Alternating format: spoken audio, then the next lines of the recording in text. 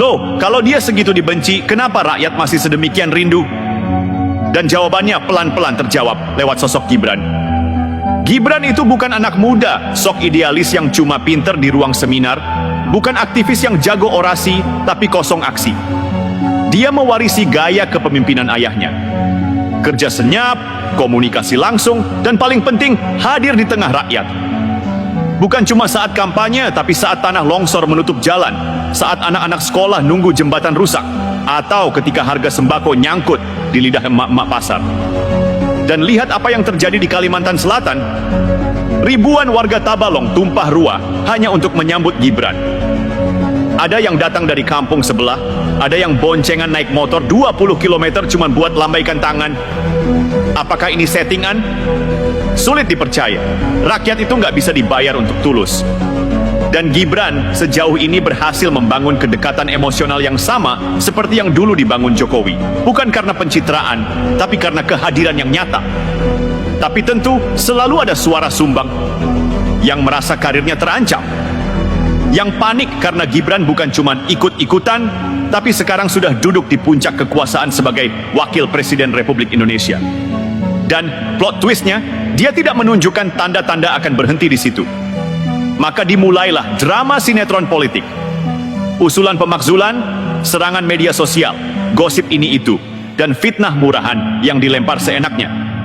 Lucunya, yang menyerang justru pihak-pihak yang dulu teriak soal regenerasi.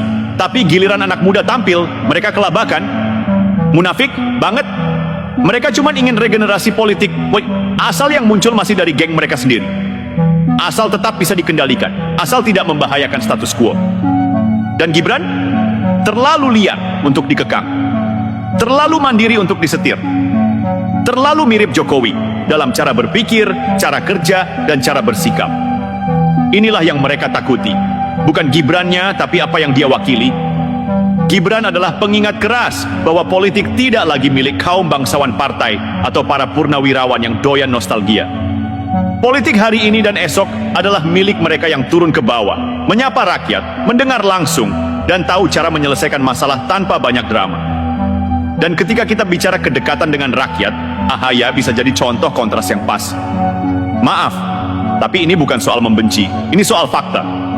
Ahawai, meski menjabat Menko Polhukam, masih terjebak di politik kacamata hitam dan batik resmi. Datang ke acara, duduk paling depan, senyum formal, lalu pulang.